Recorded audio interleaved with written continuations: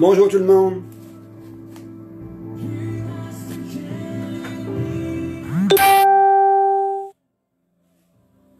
Bonjour Pasteur Jacques. OK. Aujourd'hui, je veux juste partager avec vous quelques petites idées que j'ai sur mon cœur. Quelques petites réflexions. Et on va prendre ça, relax un petit peu ensemble. Je ne sais pas si vous êtes comme moi, mais les jours dans lesquels on se trouve, parfois ça nous en demande beaucoup. On n'est pas au travail, mais des fois, ce que nous sommes en train de faire demande plus d'énergie que le travail que nous sommes habitués de faire. Mais c'est un temps béni, c'est un temps que j'apprécie beaucoup, d'être avec ma famille, d'être avec mon épouse. C'est un privilège vraiment. Et je suis conscient de la réalité dans laquelle on se trouve et continuons à prier pour notre population, prier pour nos dirigeants, prier pour le gouvernement, ceux qui sont en première ligne, ceux qui font du bénévolat. Seigneur Jésus, je te demande de les bénir, de les fortifier, de les encourager. Et aussi, accorde-nous envers chacun de nous le sentiment de vouloir rester connectés ensemble, de vouloir entretenir nos relations malgré tout, même si nous sommes dans l'obligation de se tenir à distance, physiquement parlant, que cela ne soit pas réciproque pour rester éloignés mutuellement, mais que nous puissions nous entretenir dans des relations avec les moyens qui nous sont donnés par le Facebook, le Messenger, le téléphone fixe, le cellulaire, et même restons en contact ensemble. C'est important. C'est bon pour le moral. C'est bon. Et c'est toujours apprécié de savoir que nos amis, nos bien-aimés, nos familles nous communiquent seulement pour nous dire qu'ils vont bien. Ça fait plaisir. C'est intéressant et c'est important. Aujourd'hui, je vais vous partager un texte. Comme je vous ai dit au commencement, je vais aller dans quelque chose de très simple. Quelque chose que nous devons saisir dans notre cœur et que nous devons y marcher. La Bible nous enseigne que « Et mon juste vivra par la foi ». Alors nous devons entretenir notre foi. Notre foi. Et Jude a dit « Édifiez-vous vous-même sur votre très sainte foi ». Alors, avant d'aller plus loin, Seigneur Jésus, bénis ce temps. Bénis cette soirée. Bénis notre pays. Restaure notre pays. Révèle-toi au milieu de la détresse. Révèle-toi au milieu de notre situation actuelle. Viens calmer la nervosité de nos cœurs. Viens calmer nos vies. Viens nous rassurer, Seigneur. Par ta parole toute puissante, viens nous procurer la paix. Cette paix que seul Jésus donne. Ceux qui lisent la Bible, vous devez aussi la partager avec vos frères et sœurs, afin qu'ils puissent eux aussi ressentir cette paix que seul Jésus sait donner. Une paix qui va nous garder dans une prospérité émotive, une prospérité morale, et qui va continuer à refléter à notre homme intérieur pour être en mesure d'être capable de porter ce que nous sommes en train de vivre. Merci Jésus. Merci pour chaque personne. Merci pour ton sacrifice merveilleux. Je veux vous lire ici Exode 12. Et je vais vous le faire voir dans une nouvelle façon. Peut-être pas pour certains, mais pour quelques-uns, je veux vous l'apporter d'une nouvelle façon. Vous savez, un diamant, lorsqu'on tourne le diamant, il y a plusieurs facettes, plusieurs manières, plusieurs angles de voir, et on découvre de plus en plus sa beauté inestimable. Il en est ainsi avec la parole de Dieu. La parole de Dieu est vraiment quelque chose d'extraordinaire, vraiment merveilleux. Ça vient nous restaurer, ça vient nous mettre de la joie, ça nous procure des sentiments vraiment puissants et ça nourrit notre être intérieur. Et l'Éternel parla à Moïse et à Aaron dans le pays d'Égypte en ces termes. Que ce mois-ci soit pour vous le commencement des mois. Il sera pour vous le premier des mois de l'année. Ici, il faut comprendre que avec les Hébreux, il y a une année civile qui commence en automne. Et il y a aussi une année religieuse qui est différente de l'année civile. Et l'année religieuse commence en avril. Et ici, lorsque Exode 12, verset 2, que ce mois-ci soit pour vous le commencement des mois, il sera pour vous le premier des mois de l'année. Et après ça, ça continue, parler à toute l'assemblée d'Israël en ces termes. Le 10 de ce mois, vous prenez chacun un agneau par famille, un agneau par maison. Ici, nous devons nous arrêter et les Juifs pensent que c'est ici que commence la loi proprement dite. La loi qui est la loi de Moïse, la loi mosaïque. Et on peut comprendre et réaliser et penser que probablement que la loi que l'Éternel est en train de transmettre au peuple par Moïse a débuté ici. Et je veux continuer à descendre un peu le chapitre pour vous amener dans une réflexion. Au verset 4, il dit « Et si la maison est trop peu nombreuse pour un agneau, qu'il la prenne en commun avec son plus proche voisin. » Le verset 5. « Votre agneau doit être sans défaut, mâle âgé d'1 an. Vous prendrez soit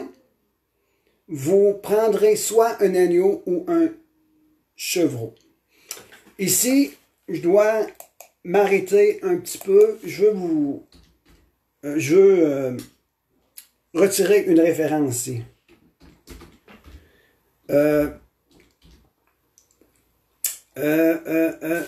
Vous savez que lors du message de la prédication de Jean-Baptiste,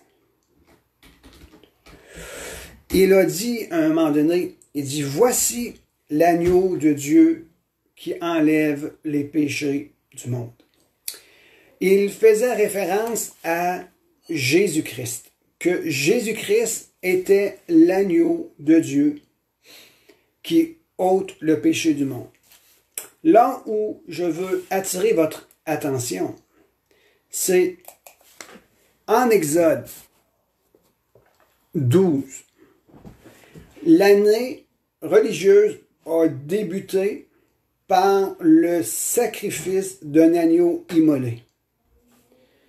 Et le peuple devait prendre un agneau par famille et chacun devait prendre de cet agneau, la manger. Mais au préalable, il devait aussi appliquer le sang sur les poteaux et les linteaux des portes de chaque maison. Mon but n'est pas de parler de ce qu'on a déjà parlé sur la protection que nous avons dans le sang de l'agneau. Mais je veux vous parler ici qu'il y a eu un nouveau commencement pour le peuple d'Israël, un commencement d'une année religieuse, lors de l'immolation d'un agneau. Je veux vous parler d'un nouveau commencement lorsque il y a l'immolation d'un agneau. Mais avant tout, je ne veux pas oublier cette information ici.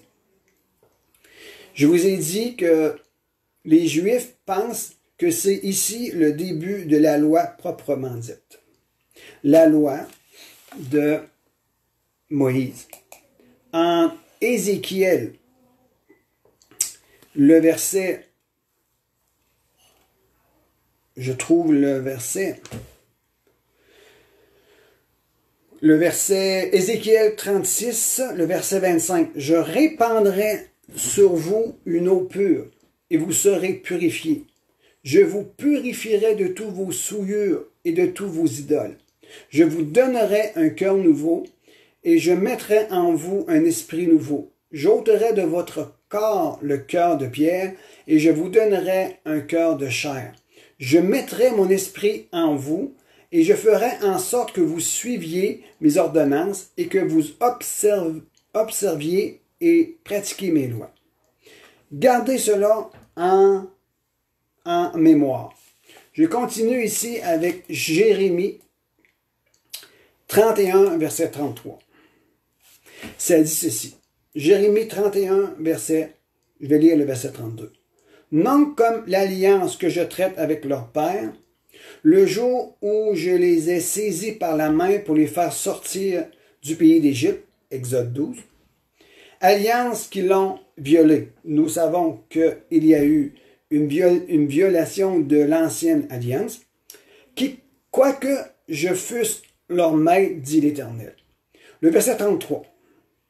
Et là, on comprend que dans Exode 12, les Juifs pensent que c'est le début de la loi proprement dite, la loi de Moïse, qui était écrit sur des tables de pierre.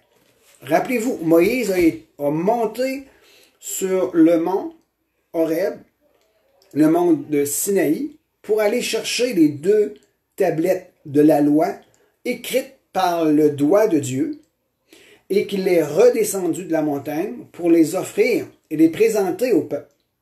Mais voyant le veau d'or, il a cassé les tables de la loi, en signe prophétique, démontrant que l'homme ne pourrait pas accomplir de par lui-même la loi de Dieu. Et nous savons par le fait même que Moïse a dû retourner encore 40 jours sur la montagne pour aller rechercher les tables de la loi, mais que lui devait maintenant l'écrire. Vous pourriez lire ça dans le livre de l'Exode. Je reviens au verset 33 de Jérémie 31. Voici l'alliance que je ferai avec la maison d'Israël. Après ces jours-là, dit l'Éternel, je mettrai ma loi au-dedans d'eux. Lorsque c'est dit après ces jours-là, nous pensons que après le sacrifice de Jésus-Christ à la croix et de sa résurrection d'entre les morts, c'est après ces jours-là, dit l'Éternel, je mettrai mes lois au-dedans d'eux, j'écrirai dans leur cœur et je serai leur Dieu. Maintenant, la loi de Dieu ne sera plus écrite sur des tables de pierre, mais dans la nouvelle alliance, c'est que les lois de l'Esprit de Dieu seront écrites sur les tables de nos cœurs par le Saint-Esprit qui nous a été donné.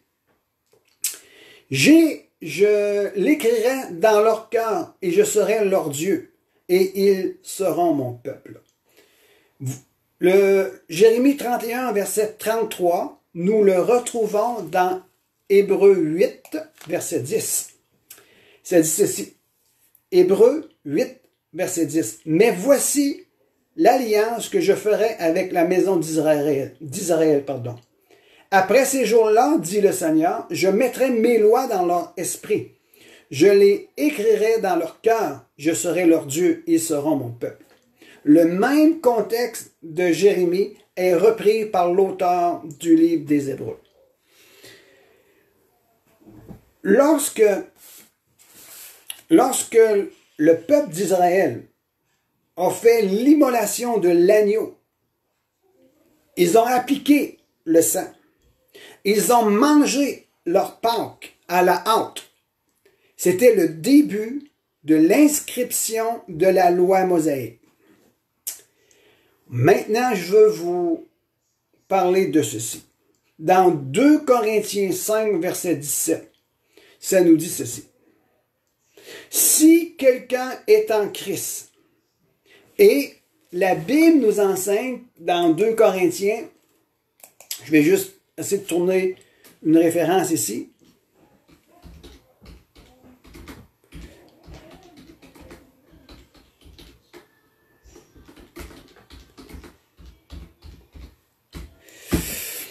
Je vais vous trouver une référence ici. Dans 1 Corinthiens 5, verset 7, ça dit « Faites donc disparaître le vieux levain,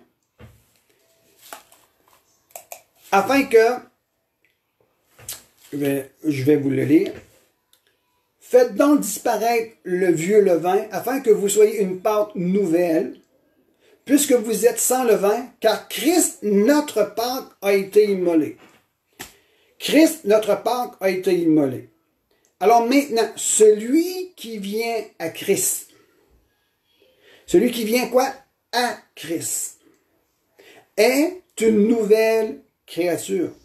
Les choses anciennes sont passées, et voici que toutes choses sont devenues nouvelles. Et le jour où ce que nous avons accepté Jésus-Christ comme notre sauveur personnel, et j'invite chaque personne qui n'ont pas encore fait l'expérience d'accepter Jésus-Christ comme leur sauveur personnel, d'en faire cette expérience et de devenir une nouvelle pâte, une nouvelle créature. Nous ne serions plus de l'ancienne nature avec un vieux levain, mais nous sommes invités à rentrer en communion personnelle avec Jésus-Christ. Là où je veux mettre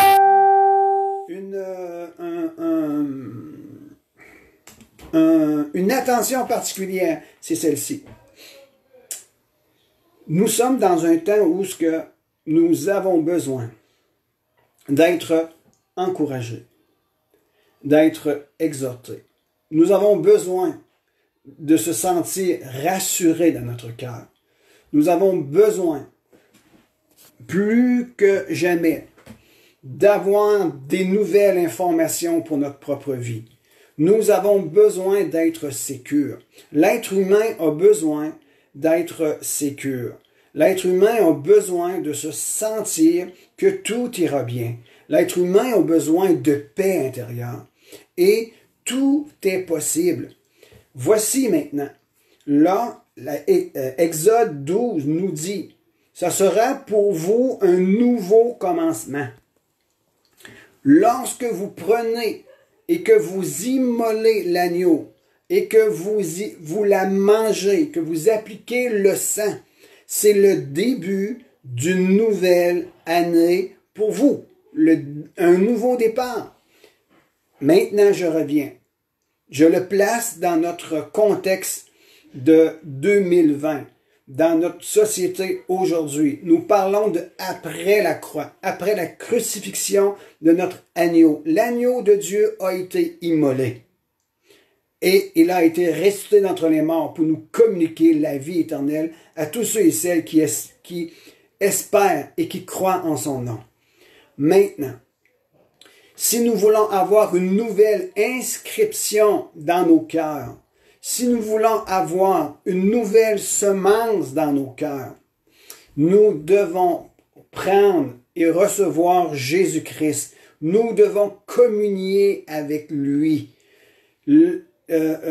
Aussi vrai que c'était le début de la loi de Moïse lors de l'immolation de l'agneau, il serait vrai aussi à dire ceci. lorsque je reçois Jésus-Christ comme Seigneur et Sauveur, j'applique le sang sur les parois de mon cœur. Le Saint-Esprit écrira une transcription de vie en moi. Lorsque tu reçois Jésus-Christ comme ton sauveur personnel, le Saint-Esprit débute une nouvelle inscription dans ton cœur. Pour le nouveau croyant, des inscriptions qui seront écrites sur ton cœur sera « Maintenant, tu es mon enfant. Je te donne la vie éternelle. Je te communique ma vie. » Et il y a un nouveau départ, un nouveau début. Pour nous qui sommes des chrétiens de certains dates de quelques mois, de quelques années, lorsque nous venons à Jésus dans un temps de prière, d'intimité avec lui, le Saint-Esprit continue à écrire sur nos cœurs. Il écrit sur nos cœurs. Pourquoi? Parce que nous sommes une lettre lue. Nous sommes le témoignage qui est visible dans ce monde. Le témoignage de Christ dans ce monde, c'est nous. C'est les croyants, c'est les chrétiens. C'est chacun de ceux et celles qui ont la foi en Jésus-Christ. Ils sont un témoin. Pourquoi? Parce que Christ, par son esprit, a écrit sur nos cœurs une transcription. Alors je veux terminer avec ceci. Soyez bénis, soyez encouragés. Si nous voulons voir quelque chose de nouveau, quelque chose de différent pour notre propre vie, venons à Jésus, notre Pâques. Jésus est celui qui nous a été offert par le Père. Rentrons en communion avec lui, préparons nos cœurs, préparons nos maisons. Pâques, la fête de Pâques vient bientôt et nous allons prendre cette fête en famille et nous allons célébrer la gloire de notre Seigneur Jésus-Christ, sa mort et sa résurrection. Et nous allons permettre à ce que le Saint-Esprit puisse écrire un nouveau chapitre sur l'humanité. Nous allons permettre à ce que le Saint-Esprit puisse écrire quelque chose de nouveau dans nos cœurs. Et tous ceux et celles qui reçoivent Jésus-Christ comme leur sauveur personnel, un nouveau chapitre sera écrit sur le livre de leur cœur et leur ancienne vie, par la grâce de Dieu, pourront être libérés et rentrer dans un début de guérison, de restauration, un début de pardon, un début de nouveauté de vie. Soyez bénis, je vous aime dans le nom de Jésus et prenez le temps de méditer sur ce que je vous ai partagé aujourd'hui et on se revoit bientôt et on se prépare chacun dans nos maisons pour la fête de Pâques et n'oubliez pas, continuez à prendre la Sainte Seine ensemble, en famille. Que Dieu vous bénisse abondamment.